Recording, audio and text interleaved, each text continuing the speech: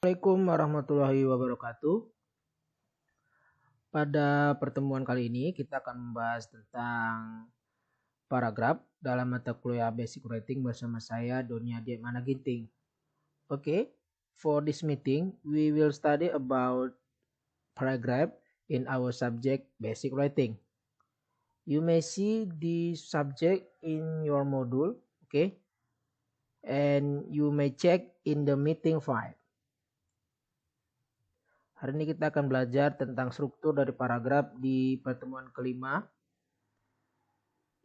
Rekan-rekan pembelajar bisa melihat materi hari ini pada modul Writing 1 yang sudah saya share di Google Classroom.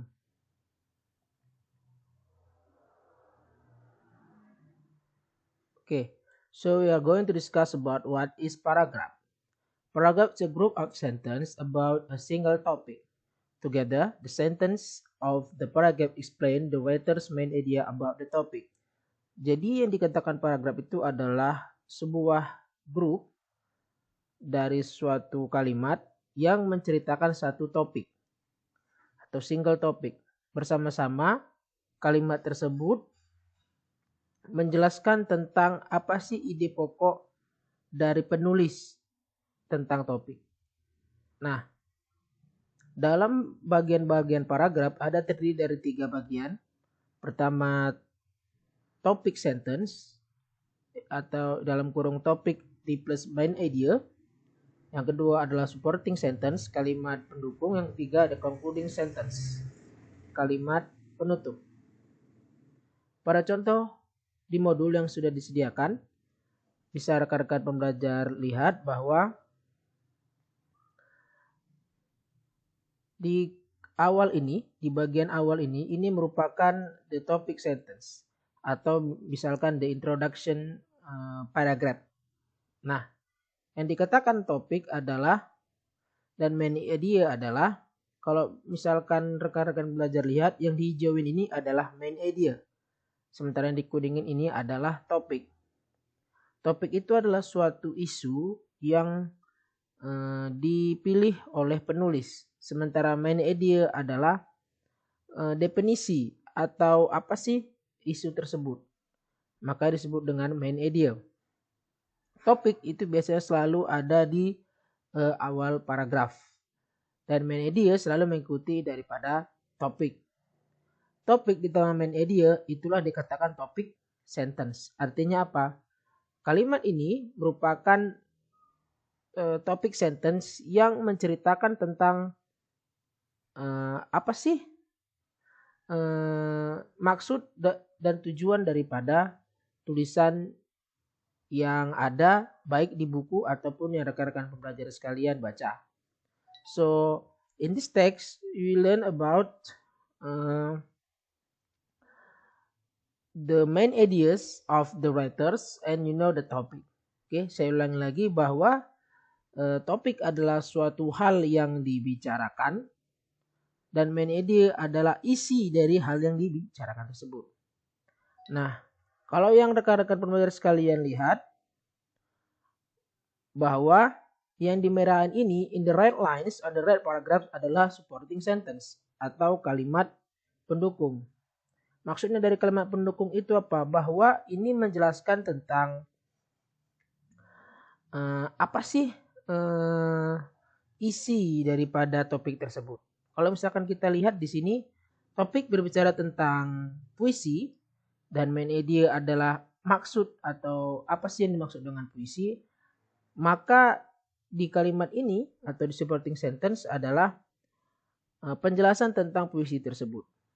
Misalkan di sini dijelaskan bahwa poetry is the universal language with the heart holds with nature and itself. Bahwasanya puisi adalah bahasa universal yang mana memegang setiap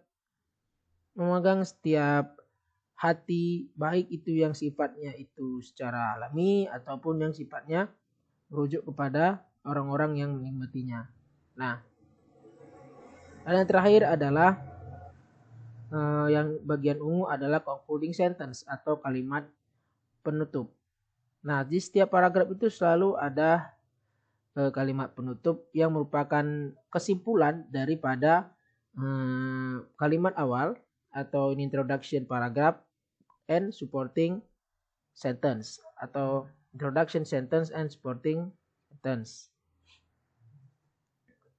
Nah, di sini kalau di concluding sentence kita bisa lihat bahwa disimpulkan bahwa wherever there is a sense of beauty or power or harmony as in the motion of wave of the sea, in the growth of flower, there is poetry is in its birth. Bahwa apapun itu yang berbentuk dengan keindahan, yang berhubungan dengan mungkin benda-benda atau yang diceritakan oleh penulis, bahwasanya itu merupakan isi atau bagian daripada puisi.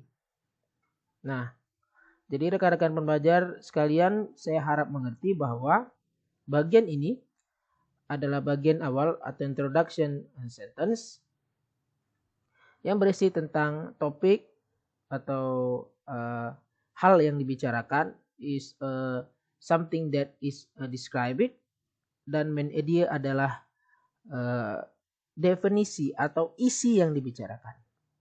Sementara supporting sentence adalah kalimat pendukung yang menjelaskan tentang topik tersebut. Dan bagian terakhir atau concluding sentence, bahwasannya ini adalah kalimat penutup yang merupakan kesimpulan dari kalimat awal dan kalimat pendukung. Nah, tugas rekan-rekan pembelajar sekalian setelah melihat penjelasan ini, rekan-rekan pembelajar sekalian coba untuk mengembangkan suatu paragraf dengan memilih topik yang akan rekan-rekan kembangkan menjadi sebuah paragraf. Baru di brainstorming atau pakai teknik-teknik untuk mendapatkan ide, terserah. Dan ingat bahwa setiap topik yang rekan-rekan pembelajar kembangkan harus didukung dengan supporting sentence atau kalimat pendukung. Nah, terus di sini bisa dilihat juga ada suatu exercise latihan. Nah, di sini sudah ada semacam topik rekan-rekan pembelajar sekalian tentang bagaimana bahasa internasional itu, bahasa Inggris sebagai bahasa internasional, English international language, is important for student and collegian, untuk siswa dan mahasiswa. Nah, rekan-rekan pembelajar sekalian coba untuk mengembangkan lagi paragraf ini dalam bentuk lengkap seperti ini, seperti contoh yang sudah ada di atas, menggunakan supporting sentence, using supporting sentence and concluding sentence. Demikianlah penjelasan untuk pertemuan kelima ini tentang paragraf. So I dismiss this meeting. Wassalamualaikum warahmatullahi wabarakatuh.